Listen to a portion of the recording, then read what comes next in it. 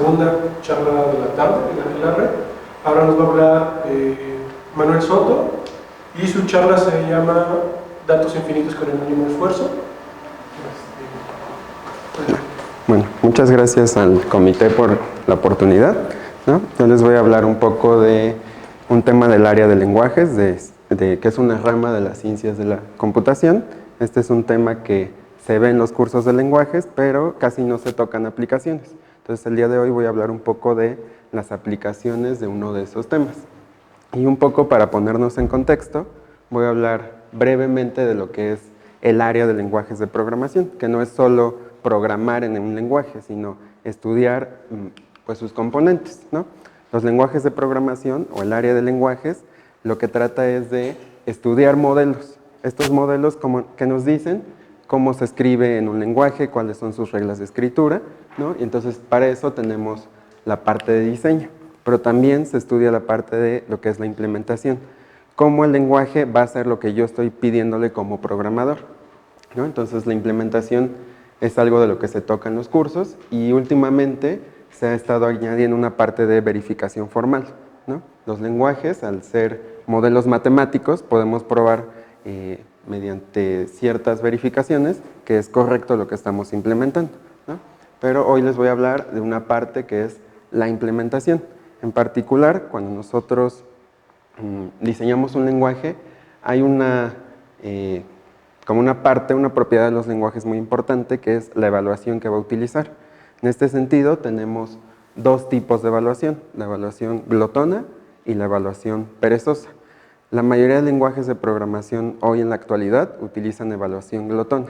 ¿Esto qué quiere decir? Que cada que yo escribo una expresión, inmediatamente la evalúa. No importa si no la va a utilizar en algún momento, inmediatamente me arroja un resultado.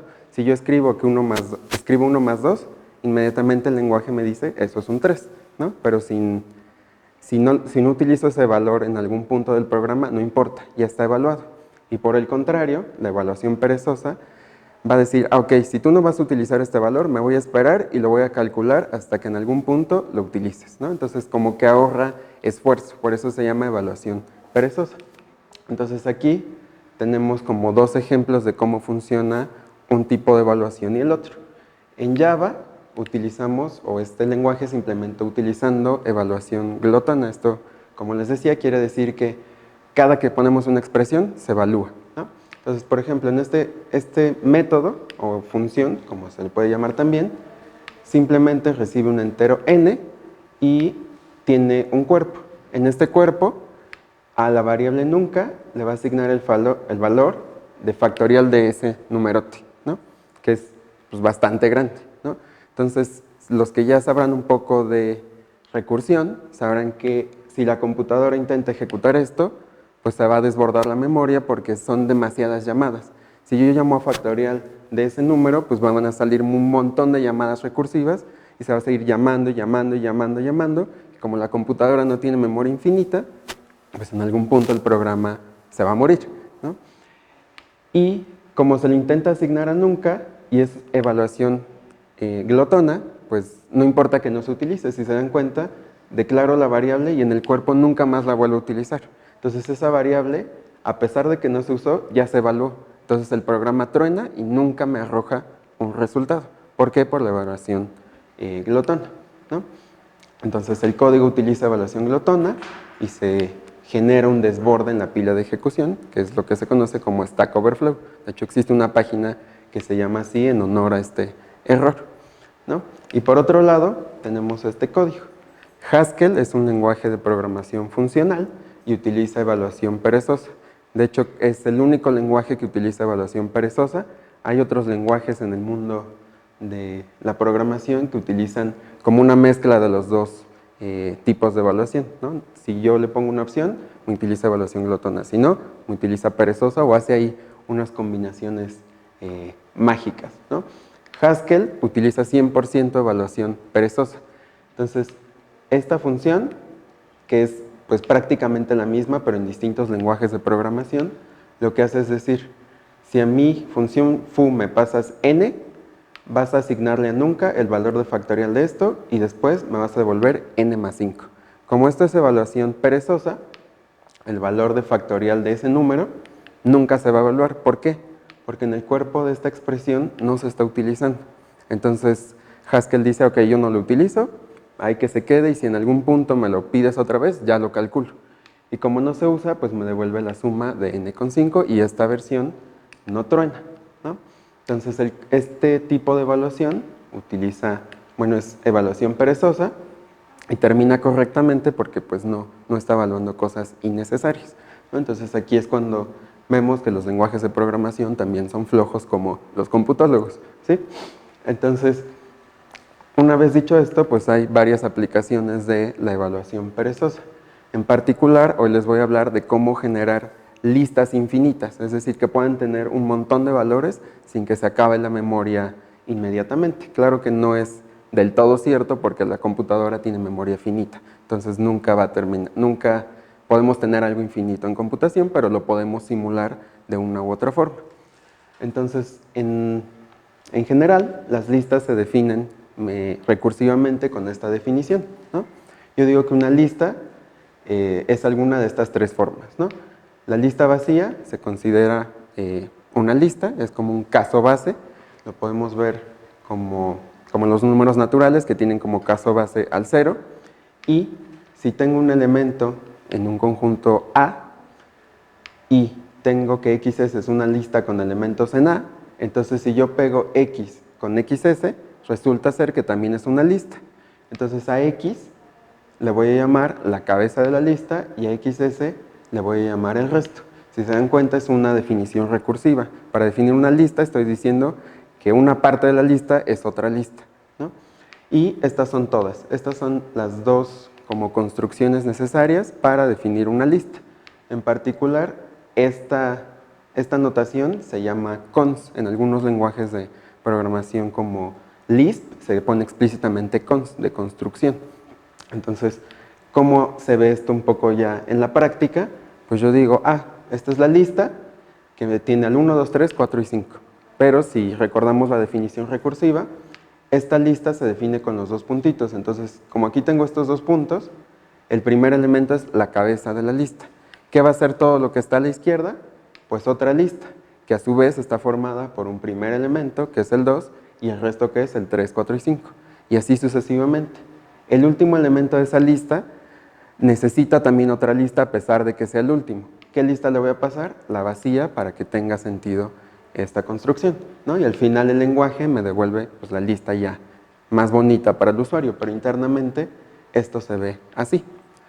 ¿Ok? Y pues también el lenguaje no va a poner al programador a escribir esto porque es muy tedioso, entonces pues le provee una forma de escribirlo más fácil, ¿no? Entonces, en resumidas cuentas, esto es una lista que tiene 5 elementos, ¿sí? Ok, entonces ahora yo lo que quiero es definir listas infinitamente.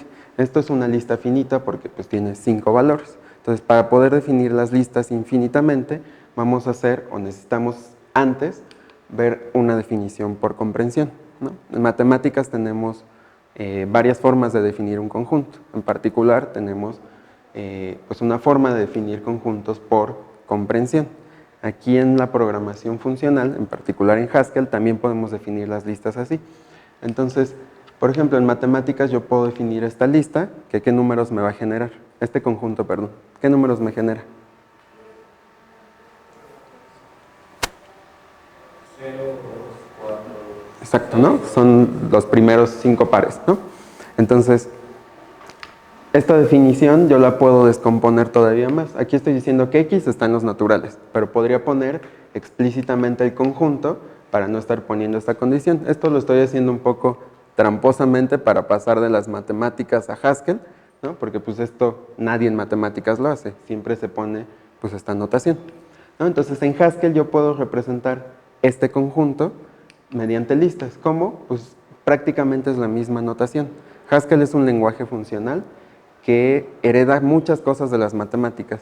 Es muy fácil pasar de una notación matemática a Haskell. ¿Por qué? Porque está fundamentado en teorías matemáticas, como es el cálculo lambda. Entonces, casi todo lo que podemos hacer en matemáticas, lo podemos hacer en Haskell, ¿no? Entonces, esta es una lista que representa lo mismo que este conjunto, ¿no? Entonces, yo le digo a Haskell, ok, evalúame esta lista. ¿Qué me va a devolver? Pues la lista que acabamos de decir, ¿no? El 0, el 2, el 4, el 6, el 8 y el 10, ¿no? Pero, ¿qué pasa si yo no, o bueno, si quiero una lista más grande? Pues tendría que cambiar esta definición, ¿no? Por ejemplo, pedir esta lista. ¿Y qué va a hacer Haskell? Pues me va a decir, pues es toda esa lista. Yo ahí lo acoté porque no cabría en mi presentación poner todos esos números, pero Haskell sí imprime todos los valores, pero porque aquí ya se lo estoy pidiendo explícitamente. Si recordamos, Haskell también tiene evaluación perezosa. Entonces yo podría decir, ok, la variable pares va a valer lo que tiene esta definición, ¿no? Pero no la estoy usando, solo estoy diciendo que pares es esto. Entonces cuando yo escriba eso en Haskell no va a pasar nada y no se va a evaluar. Ahí se va a quedar pendiente para cuando lo necesitemos en algún momento. Entonces después yo puedo venir y decir, ok, de la lista pares que definí, dame el tercer elemento. Entonces Haskell va a ir a esta lista y va a decir quién es el tercero y me va a devolver el 6. Pero lo va a hacer perezosamente. ¿Cómo? Pues calcula el primero, dice, ¿ya lo evalué? No, entonces calcúlalo. Va con el segundo, ¿ya lo evalué? No, calcúlalo. Y así va perezosamente hasta que encuentra el valor que tiene. Y el resto de la lista se va a quedar sin evaluar hasta que lo necesite en alguna otra llamada, ¿no? Entonces, esta definición o esta forma de construir listas nos va a servir para hacerlas de una forma infinita. En Haskell, pues aquí esto ya se ve medianamente infinito. Yo le podría poner, por ejemplo, el 0 y los 2 puntitos y me va a generar todos los números a partir del 0 y hasta donde alcance la memoria. No le tengo que poner necesariamente un valor final, ¿no? Entonces, Haskell ya tiene esto hecho, ¿no? No nos vamos a detener a estudiar cómo lo hizo Haskell, pero cómo lo haríamos en otro lenguaje de programación que no utiliza evaluación perezosa. Por ejemplo, Java utiliza evaluación glotona, como vimos al principio. ¿Cómo lo haríamos para simular esto? O en otros lenguajes, como en Python o muchos otros que hay. Yo en particular escogí uno que se llama Racket y ahorita vamos a ver cómo se implementa en ese lenguaje, ¿no? Entonces, ¿cómo funciona la idea detrás de implementar listas o estructuras de datos infinitas? Pues necesitamos claramente simular la evaluación perezosa. Entonces, una forma de simular evaluación perezosa en los lenguajes de programación es utilizando lo que se conoce como tonks. Un tonk, en pocas palabras, es una función que no tiene parámetros. Es una función que no va a recibir nada, no va a esperar ninguna entrada y me va a devolver un resultado. Mientras yo no evalúe esa función, lo que está en el cuerpo de la función va a estar ahí sin evaluarse. Hasta que yo le diga al lenguaje, evalúame esta función, ya se va como a forzar la evaluación y me va a dar un valor. Mientras no lo haga, esa evaluación se va a quedar ahí pendiente. Entonces yo puedo, mediante tonks, construir una estructura que reciba un tonk y vaya como postergando la evaluación del resto de la función. Ahorita voy a poner la definición un poco más formal, pero esa es la idea de lo que es un tonk y cómo se utilizaría para implementar evaluación perezosa, ¿no? Entonces, vamos a definir una lista infinita en Racket. Racket es un lenguaje también funcional, que también tiene algunas cosas imperativas, pero que decidí utilizarlo porque utiliza evaluación glotona. Entonces, pues podemos ver cómo, aunque el lenguaje sea glotón, podemos simular cosas perezosas. Entonces, en Racket, un tonk tiene esta forma, ¿no? Como les decía hace ratito, los lenguajes funcionales se heredan del cálculo lambda. El cálculo lambda es una teoría propuesta por Church hace muchos ayeres, que es casi equivalente a toda la teoría que hizo Turing. Entonces, esto es una función, ¿no? ¿Cómo sé que es una función? Porque empieza con una lambda. ¿Cuántos parámetros recibe? Pues ninguno, porque dijimos que el tonk no recibe ningún parámetro y este es su cuerpo, ¿no? Que es una función y ya, no tiene mucho chiste por sí sola, ¿no? Entonces, yo voy a utilizar esta estructura para definir una lista infinita. El lenguaje en particular Racket, para no estar escribiendo todo esto, que es un poco tedioso, tiene una primitiva que ya se llama tonk. Entonces, nada más escribo tonk y eso ya es una función sin entrada. Entonces, esta estructura la voy a utilizar para construir listas infinitas a partir de un nuevo tipo de dato. Entonces, yo al lenguaje de programación le digo, vamos a crear otro tipo de dato. ¿Qué tiene este tipo de dato? Que le llamé lista infinita, pues tiene un constructor para representar a la lista vacía y otro constructor que tiene una cabeza y un resto. Esto se parece mucho a la definición de lista que vimos hace rato, ¿no? Solo que ahí el resto, ¿qué era? Era otra lista, ¿no? ¿Por qué? Porque ya sabía qué lista era. Aquí yo no sé porque todavía no he evaluado el resto de la lista. Lo único que conozco es el primer elemento, ¿no? Como veíamos en la definición por comprensión, yo no voy a evaluar toda la lista, solo voy a ir evaluando el principio de esa lista y hasta que lo vaya necesitando, lo va generando el lenguaje, ¿no? Entonces,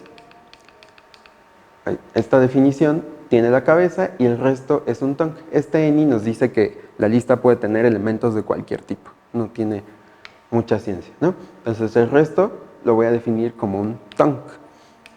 Entonces, un ejemplo. Vamos a definir una lista que genere números naturales perezosamente. Esta línea de aquí es en realidad la que genera todo.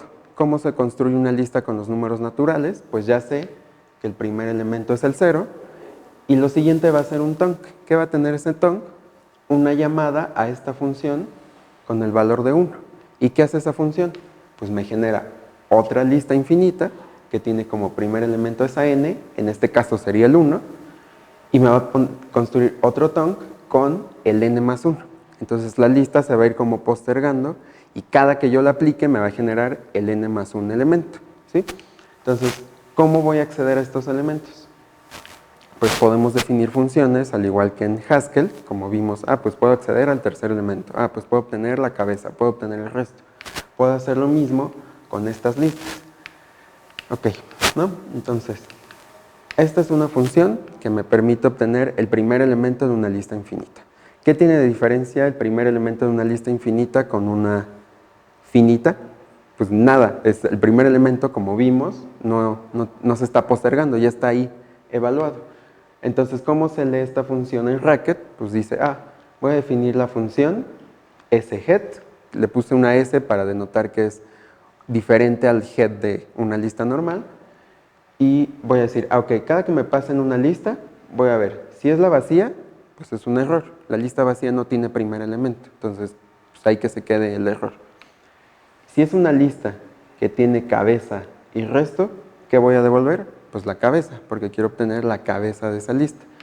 En particular no le tengo que hacer nada a ese elemento porque pues ya está evaluado, ¿no? ¿Y cómo obtengo el resto? Lo mismo, ¿no? Si me pasan una lista vacía, devuelvo un error, ¿no? La lista vacía ya no tiene resto, está vacía. Pero si me pasan una lista que tiene cabeza y resto, ¿qué tengo que hacer? Tengo que evaluar ese resto. No tengo que devolver nada más el resto, lo tengo que evaluar. ¿Por qué? Porque el cuerpo de la función es el que me va a decir cuál es el siguiente elemento de la lista, ¿sí? Entonces, por ejemplo, yo defino una lista de los naturales, ¿no? Como vimos, se construye con scons. El primer elemento es el 0 y después tengo el tonk que genera los naturales desde el primer elemento. Cuando yo escriba esto, no se va a evaluar la lista. Lo único que voy a conocer es el 0, ¿no? Entonces, si yo pido la cabeza de los naturales, ¿qué valor me debería traer? El 0, ¿no? Ya dijimos que ese siempre está evaluado. Y si por el contrario yo le pido el resto de la lista, ¿qué me debería traer?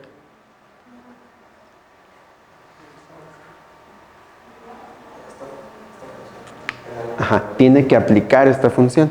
Esta función está definida por el tonk. Entonces el tonk, ¿qué tiene que hacer? Ok, evalúo el tonk. ¿Cuál es su body?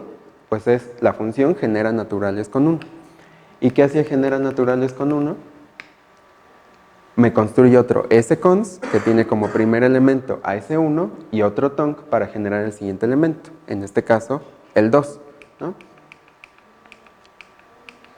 Entonces me va a quedar otra lista que tiene como primer elemento al 1 y un tonk que me va a generar los naturales a partir del 2, ¿no? Entonces ahí se va viendo un poco la evaluación perezosa. Esto aquí está guardado, nunca se calculó y no estoy desperdiciando memoria porque todavía no existen esos elementos. Hasta que yo aplique la función, esta lista se va a generar sin problemas, ¿sí? A lo mejor esta notación está un poco fea a comparación de la que estábamos viendo en Haskell, pero pues ya después como programadores podemos modificar esta función para que se imprima bonita al usuario. Esta es una definición puramente teórica. Bueno, sí funciona en el lenguaje, pero se ve un poco fea, ¿no? Ok, Entonces, ya que tengo esto, pues a lo mejor y estar solo obteniendo la cabeza y el resto de una lista, pues no me da mucho significado, no puedo hacer gran cosa. Entonces, podemos definir otras funciones sobre tongs, bueno, sobre listas infinitas que hacen cosas un poco más interesantes, ¿no? Por ejemplo, esta función, ¿qué creen que haga? Bueno, ahí dice qué hace, pero ¿cómo funciona? Recibo dos parámetros en esta función, una n y una lista. La lista debería ser infinita. Entonces, si me pasan una n, verifico. Si es el 0, ¿qué devuelvo? La cabeza de esa lista. Si es una n, o sea, cualquier valor, ¿qué devuelvo? Hago una llamada recursiva a esta función, calculo el resto de la lista y le quito 1 a esa n. ¿Y eso qué me va a generar? Exacto. Yo voy a ir como descomponiendo la lista y hasta que esa n se vuelva 0, significa que ya llegué al enésimo elemento, ¿no? Entonces es una recursión. Lo único interesante aquí es que estoy haciendo la llamada a ese tail, que lo que hace es ir aplicando el tonk hasta que sea necesario y ya, se va construyendo la lista. Y después tenemos otra función. Esta función lo que nos va a permitir es hacer como un mapeo entre las listas infinitas y las listas finitas, ¿no? Por ejemplo, bueno, esta notación de match estrella nos dice que podemos hacer como encontrar el patrón dentro de los dos parámetros, pero no tiene mucho problema, ¿no? Tengo un parámetro n y una lista. Entonces, ¿qué voy a ver?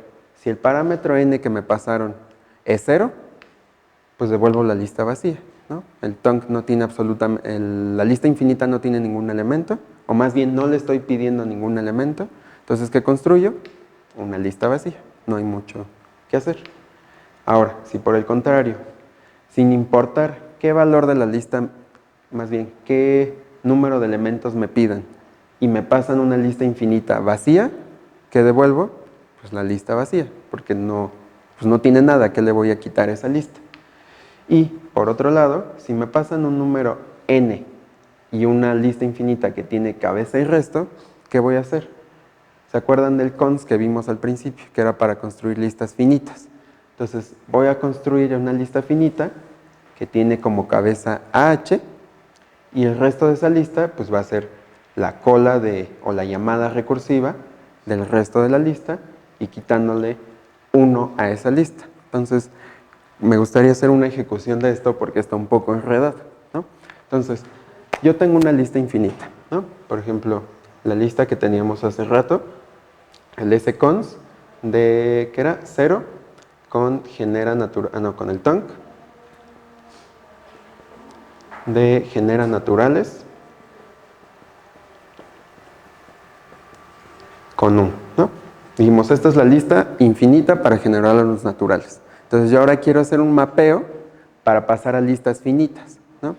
Las listas finitas pues tienen un número fijo de elementos. Por ejemplo, ¿qué pasa si quiero obtener los primeros 3 valores de esta lista? Pues hay que utilizar esa función. ¿Y cómo me debería quedar al final la lista? Pues es una lista que tiene al 0, al 1 y al 2, ¿no? Entonces, ¿cómo le hago? Pues mando a llamar a ese take. Ese take, ¿qué recibe? Recibe un número n. ¿Cuántos números quiero pedir yo de esa lista? 3, ¿no? Entonces le pongo un 3. ¿Y qué lista voy a recibir? Pues esta lista que tengo acá arriba, ¿no? Entonces, me pasaron un 3 y una lista. Entonces verifico, ¿el primer número que me pasaron fue un 0? No. ¿El segundo parámetro que me pasaron es la lista vacía? No. Entonces estoy en este tercer caso, que es un número n, que es el 3, y una lista que tiene cabeza y resto, ¿no? Entonces, ¿qué voy a hacer con eso? Voy a construir una lista que tiene como cabeza h. ¿Quién es h? El 0, ¿no? Es la cabeza de la lista infinita. Entonces voy a hacer el cons de 3. ¿Y qué voy a hacer? Voy a llamar recursivamente a ese take. ¿Con qué parámetros? Con el resto de la lista. ¿Cuál es el resto de la lista? El tonk. Pero dijimos que para obtener el resto hay que aplicar, o la llamada STail aplica la función que está encerrando este tonc. Entonces, ¿qué valor voy a llamar? A genera naturales con 1. Y genera naturales con 1, ¿qué lista me genera? Un scons que tiene como cabeza al parámetro que le pasé y me va a construir un nuevo tonc que va a tener como llamada a la misma función, porque estamos haciendo esto recursivamente, con genera naturales del n más 1 elemento, que en este caso sería el 2. ¿Sí? Entonces, esta es la nueva lista sobre la cual voy a hacer recursión. ¿Sí? Pero, ¿qué le tengo que hacer a la n? Quitarle un 1 porque ya procesé el primer elemento. Entonces, ahora ya no quiero 3 elementos, quiero 2. De hecho, ahí, si ya se dieron cuenta, puse al revés los argumentos. Iba primero el número y luego la lista, como lo hicimos aquí, ¿no? Entonces, aquí debería de ir el 2, ¿sí? No de ese lado, que es lo mismo, pero lo escribí mal. Perdón por eso, ¿no? Entonces, esta es la lista nueva, ¿no? Ya tenemos el primer elemento y nos queda otra llamada recursiva, ¿no? Entonces, ¿cómo se construye esta llamada pendiente? Otra vez, ese take recibe un número. ¿Ese número 0? No. ¿La lista que recibí es la vacía? No. Entonces vuelvo a construir un cons. ¿Qué va a tener ese cons como primer elemento ahora? La cabeza de la lista que recibí. ¿Y qué lista recibí? Esta lista que tengo acá, ¿no? Entonces el cons va a tener un 1. Aquí no era cons de 3, era de 0. ¿Sí? Entonces ya tengo el 1. ¿Ahora qué falta? Pues llamar recursivamente con el resto de la lista, ¿no? Entonces tengo ese take, ¿de quién? Del resto de la lista. Y otra vez, ¿quién es el resto de esta lista? Pues aplicar esta función que tengo acá. ¿Cómo se aplica? Pues hago la llamada, genera naturales con 2. ¿Y esto qué me construye? El scons de 2 con el tonc que tiene a genera naturales con 3. Y ya, ¿no? Entonces esta es mi nueva lista y es la que le voy a pasar a esta función. Y le quito un 1 a la n. Entonces ahora le quiero solo un elemento, ¿sí? Pero otra vez me quedó esta llamada recursiva, ¿no? Y así me voy a ir hasta que llegue al final de la lista, ¿no? Entonces al final voy a tener aquí cons de 0, cons de 1 y cons de 2, ¿no? Que sería la llamada pendiente. ¿Y cuál sería el valor que va aquí? Cuando yo llegue a 0 significa que ya obtuve todos los elementos. Entonces, ¿qué devuelvo? Empty, que dijimos que era la lista vacía. Entonces esta es la lista que tiene el 0, al 1 y al 2, que es justo la lista que queríamos. Aquí cambié un poco la notación, porque en Haskell estábamos utilizando los dos puntitos, ¿no? Pero es lo mismo. Porque lo estamos implementando en otro lenguaje que en este caso es Racket. Estas dos cosas son equivalentes. Entonces aquí pasamos de una lista infinita a una lista finita simplemente utilizando recursión, ¿sí? Y sería todo.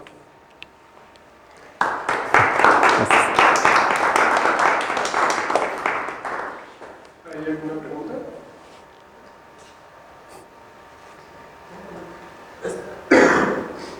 Como en las aplicaciones, todas las implementaciones de este estilo de evaluación perezosa son esencialmente recursivas. No necesariamente. En este caso fueron recursivas porque Racket y Haskell son lenguajes funcionales. En los lenguajes funcionales no tenemos ciclos while, no tenemos for, todo se hace a través de la recursión.